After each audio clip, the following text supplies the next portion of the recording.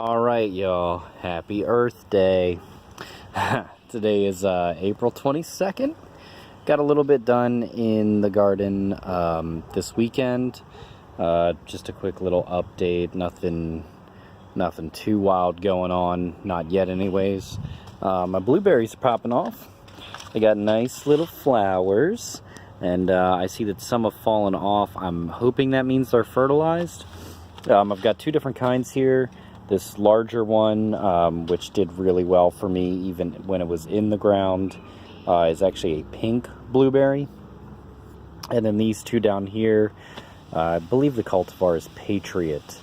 And, you know, these guys were in the ground, you know, for a couple years, but I think the soil was way too alkaline and they weren't doing anything at all. So I up-potted them, and yeah, hopefully after, you know, maybe towards the end of the season, their roots will fill out those pots, and maybe I could find a better spot for them in the ground, or maybe I'll just keep them in pots. I'm really not sure. Went ahead and put a couple test peppers in. Two things concern me about putting these in the ground in April. Number one, we still have a lot of water to come, and peppers aren't crazy about water. And number two is the soil temperature. So the soil temp right now is a little bit cooler than those in the pots over there, especially those black pots, you know, and pretty much full sun all day. So I did put a few peppers just in, you know, like I split all these guys in a 10-gallon. There's 3 different kinds, and then I have a little mazes in there that'll be the ground cover. So obviously this time of year, being in pots, the added heat is beneficial. Come summertime, being in pots, it's going to be significantly hotter roots and require significantly more water. So it's a trade-off. That's why most of the stuff I want to get in ground as soon as possible, while still respecting its, you know, preferences. Went ahead and popped some Orich, or Oric, I'm not really sure how to pronounce it. I have the mixed color one. Just started some seeds outside. You know, I think realistically I would have started these in the autumn, overwintered them, and then into spring. But that's neither here nor there. I bought the seeds this year because they were cool, and I saved a few for the autumn if they don't produce seed now. Same with basil. Got my basil here, in between the tomatoes, and, you know, a few more Oric, I'm just gonna call it. So, you know, got a nice little spread of herbs here. I guess the one I'm really missing is parsley. I have started some seeds. I'm just worried the butterflies or the caterpillars are going to devour those once it gets warm. Put a few tomatoes in the raised bed here. I think the raised bed is really just going to go for my nightshades. I did have a few other things I put in here. You can even see a little spinach popping up. Looks like a couple radishes. I believe there's some lettuce in here as well. And this is all obviously just whatever weeds and straw was there, just to cover the ground and give the worms something to eat. I think that's a good spot for them, and I think I'm going to take this whole raised bed down at the end of the year. It's fun having a raised bed. You know, there's definitely a lot of benefits, especially when you first set it up. Unfortunately, I think, you know, my whole gardening philosophy, I really want to do pretty much either everything in ground, or in individual little pots, depending on the plant itself. Yeah, not a whole lot of crazy stuff going on. This guy popped off. This is, let me see if I can remember the Latin name. This is Senecio aurelis. It looks like a little weed, but it's actually a native plant.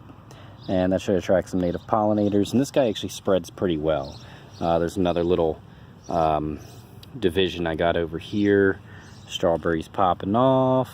Everybody's pretty happy. Those flowers back there are actually perennial sunflower, the helianthus. And I'm really excited for those. They get pretty tall. Might need a little staking once they really pop off. And then I actually did a line of seed tape the alyssum, and it looks like somebody's just going ahead and ripping them out. And by somebody, I mean some sort of animal. So we're just going to go ahead and... It's pretty shallow. Maybe that's the problem. It's my first time making seed tape this year, so just want to see how it goes. Oh, over here, a couple more peppers went in the ground. These are the King of the North variety, and that's not variegation, that's bird poop. So around these, I just put a couple crops that I know are going to come up quick before the peppers really pop off. Got some lettuces here, got some spinach starts that I did outside a couple weeks ago, and it's probably really hard to tell, but mixed into the straw is some Spanish onion, which is the kind I cook with the most. So I've also got some Stuttgarter onion scattered through the yard, and I did it in clusters of, I try to do about 3 or 4 onions. So the idea is, I've seen people do it, and they kind of like all ball up. They put their little butts together and don't take up as much room for as many onions. So it's not one single onion per, cell or plot or whatever. And then I got some sunflower. I actually don't remember if I planted this or if that was a volunteer from last year. So it'll be interesting to see how that goes. My beautiful kale flowers. Look at that. It's so nice. I actually harvested a ton of kale yesterday for Easter dinner. So that was pretty cool. That was really the first big batch of anything I've grabbed out of the yard in a while. Didn't really think too much ahead with greens last year. But it's all a learning lesson. Strawberries have their flowers, so we'll get some strawberries here soon. Both eggplants in the ground. I was a little concerned about the worms, breaking everything down, and if they were doing it as quickly as I wanted them to, or if it would damage the root of the plant.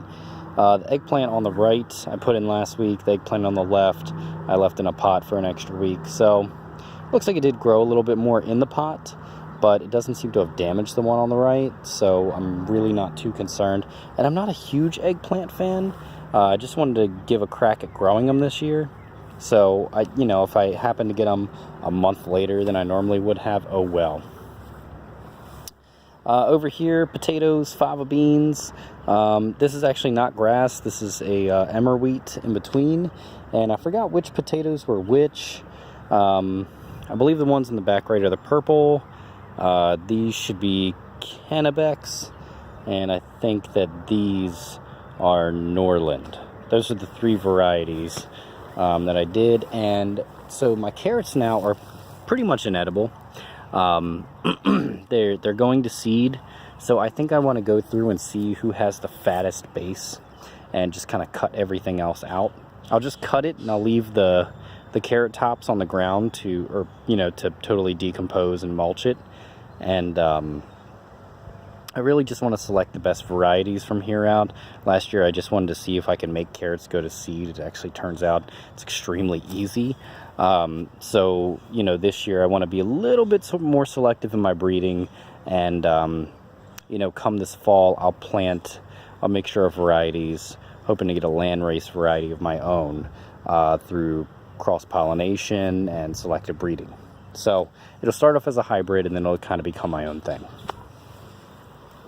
This little patch here, still being pretty cool. Got some potatoes. I had a few extra when I did plant the potatoes, and I wanted to see how they would do in essentially, just a big pile of slow compost. So I have seeds in there as well. They haven't really shown themselves. It's actually not as wet under there as you might think it is, because the leaves have formed a little bit of a mat, so they almost kind of form a little bit of an umbrella to the seeds. So that's either going to hurt me or that's going to benefit me, because when the rains really start coming in the next couple weeks, I'm guessing they'll be here, maybe it won't be completely waterlogged. My hops came back. I have no idea what I'm going to have that grow on. In case you guys can't tell, I'm a very reactionary gardener. I'd like to not be that way, but I am. So I guess we'll finish off over here. What I did is I took this dog cage that I've actually used for the past couple years for nothing. I originally got it to keep bunnies out, and it didn't really do that, and bunnies aren't really an issue in my garden anyway. So I'm going to use it as a trellis. Over here I have some cucumbers. These are painted serpent. And over here I have the mouse melons again. Last year my mouse melons kind of underperformed, and I think a lot of it was they weren't getting enough room to stretch out their roots, essentially, because I pretty much just put them in straight compost.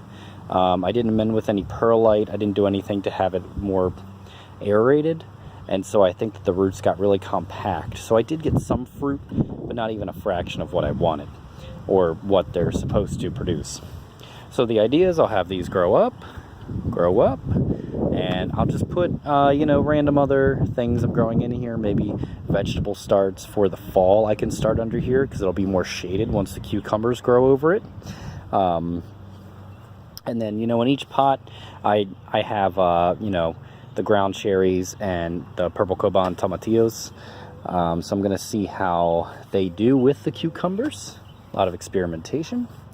And also I found a little Japanese maple baby the other day at someone's house, so I'm gonna see, you know, maybe in the next 25 years I'll have a pretty cool little Japanese maple tree. So anyway, that's pretty much it. That's the garden. Just a ton of stuff going on, and plenty of seeds sown. I'm really excited to see it in the next couple weeks.